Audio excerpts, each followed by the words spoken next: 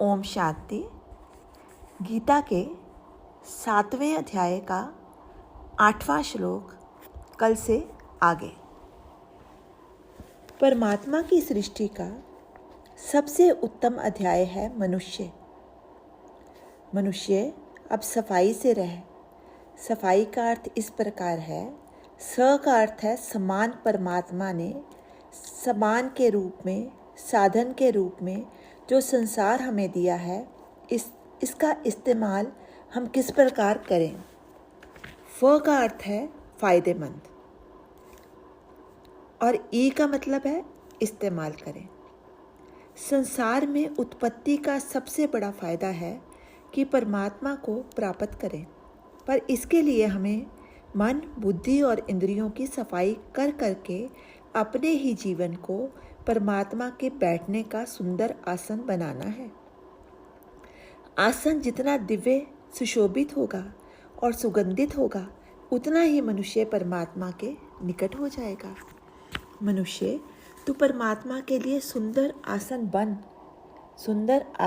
बन जा।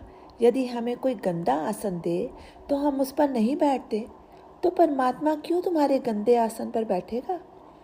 जब हम हर तरफ से शुद्ध, निष्कपट और साफ हो जाएंगे, तब परमात्मा खुद ब खुद आ जाएगा।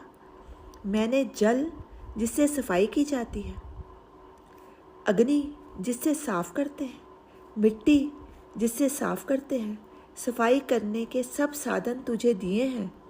इसलिए हे मनुष्य, तू इन सब का अलौकिक फ़ायदा उठा।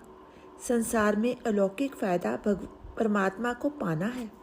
ये बाहर के पद या पैसा प्राप्त करना तेरी मूर्खता है। सारे संसार का धन, सोना, चांदी सब भरा है। वैभव सब मेरा है। सोना चांदी सब मेरा है, वैभव सब भी मेरा है। जो मेरा है उसे ही बटोर कर तू अपने पास रख लेता है और कहता है कि मेरा है। सब जगह मैं ही मैं हूँ, मेरा ही मेरा है, पर तू विस्मरण करके अपना अपना कहने लगा है। इसलिए यदि ईश्वर को स्मृति में रखना है तो खुद को भूलना होगा। भगवान के भगत की यही साधना होती है कि खुद को कैसे भूले। वह खुदा को याद रखने के लिए खुद को भूल जाते हैं। इसलिए याद करने की शक्ति को परमात्मा को याद करने में लगा। जितना जितना परमात्मा को याद करते जाओगे, खुद को भूलते जाओगे। हमने हमारे जीवन में खुद को इतना भर रखा है कि खुदा के लिए जगह ही नहीं छोड़ी है। जब तू खुद को निकाल सकेगा, तभी खुदा को भर सकता है। परमात्मा को बुलाते तो हो, पर यदि रास्ता नहीं देते, रास्ता बंद कर रखा है, तो वो कैसे आएगा। इसलिए खुद रूपी मिट्टी को जीवन में से निकालता जा, तो परमात्मा रूपी जल भरता जाएगा। परमात्मा को बुलाने के लिए खुद को खाली रख। सैकड़ों ढोल बजाकर परमात्मा गाने से या बुलाने से नहीं आएगा। उसको आने के लिए मार्ग भी तो देना पड़ेगा। मैंने जीवन में मैं की भीड़ को ठसाठस भर रखा है। धर्म का अर्थ ही यह है, जो तेरे पास जमा है उसको खाली करता जा, तब परमात्मा खुद ही आ जाएगा। शब्द भी परमात्मा है और नाद भी परमात्मा ही है। मेरे मन में जो विचार आता है वो जीभ द्वारा उच्चारण होता है और सबके कानों में जाकर टकराता है। तब बुद्धि द्वारा कुछ सार आत्मा तक भी पहुंचता है।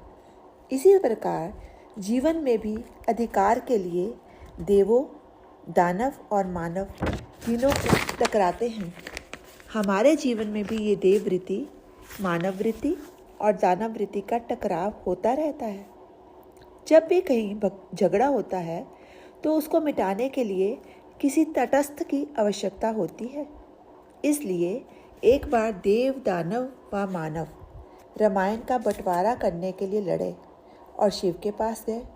शिव कामना शून्य थे, निष्काम थे, शमशान में बैठे थे। राग की कामना की भस्म बनाकर राख लगा रखी थी। वैराग्यवान बनकर बैठे थे। शिव ने कहा, क्यों बांटते हो? सब मिलकर रख लो ना। पर कोई तैयार नहीं हुआ।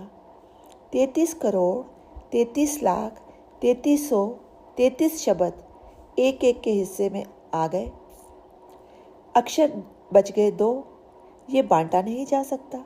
तो शिव ने कहा कि ये 2 शब्द मुझे दे दो। तीनों ने कहा ये ले लो। रामायण के 2 शब्द रा और माँ शिव ने ले लिए। इसलिए हमको भी परमात्मा को पूरा का पूरा लेना होगा। उसका बंटवारा कोई नहीं कर सकता। परमात्मा कहता है कि मैं तुम सबको जानता था कि तुम बंटवारे के लिए लड़ोगे, इसलिए मैं निराकार बन गया, निर्गुण बन गया हूँ, क्योंकि हे मानव तू गुण पर भी हक जमा लेता है। पिता दान करता था, वो मर गया, पर उसको ये कह कर कि मेरे पिता बड़े दानी थे, उनके गुणों का बखान करके मुफ्त का यश पा रहा है। तू कमा रहा है, तू मुफ्त का यश कमा रहा है। इसलिए यदि वो आकार वाला होता तो उसको बांटने के लिए तुम उसे नोचते, कोई हाथ मांगता, कोई पैर मांगता, पर परमात्मा ने इसलिए अपने आप को निराकार बनाया, निर्गुण बनाया। अब यदि परमात्मा को प्राप्त करना है तो पूरा पूरा ही लेना होगा। कृष्ण अर्जुन को कहते हैं कि मैं पुरुषों में पुरुषोत्तम हूँ। पुर का अर्थ है नगर, ईश का अर्थ है स्वामी।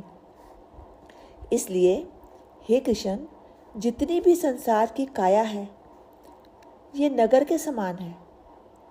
हे अर्जुन, इसलिए जितनी भी संसार की काया है ये नगर के समान है और इसमें रहने वाला मैं स्वामी हूँ, जो सब में एक है। मैं ही आत्मा हूँ, तुम्हारा स्वामी हूँ। काया स्त्री पुरुष हो सकती है, आत्मा नहीं। जिस प्रकार पानी का कोई आकार रंग रूप नहीं है, उसी प्रकार आत्मा का मूल कोई भी स्वरूप नहीं है। जिस भी शरीर में आकार में चली जाती है तो उसका रूप धारण कर लेती है। जैसे पानी जिस बर्तन में रखो उसी प्रकार का हो जाता है, फ्रिज में रख दो तो बर्फ बन जाता है। इसी प्रकार आत्मा जो परमात्मा का अंश है उसका भी कोई रंग रूप नहीं है। फिर भी मैं तेरे आकार में आकर रूप धारण कर लिया है। मैंने तेरे आकार में आकर रूप धारण कर लिया है। मैं इसलिए सब में मैं ही हूँ। तुझे सामग्री के रूप में मैंने सब साधन दे दिए हैं। अब ये तुझ पर निर्भर है, चाहे तो संसार को सुखी बना या दुखों से भर दे, ये सब तुझ पर ही निर्भर है। ओम शांति। शेष कल।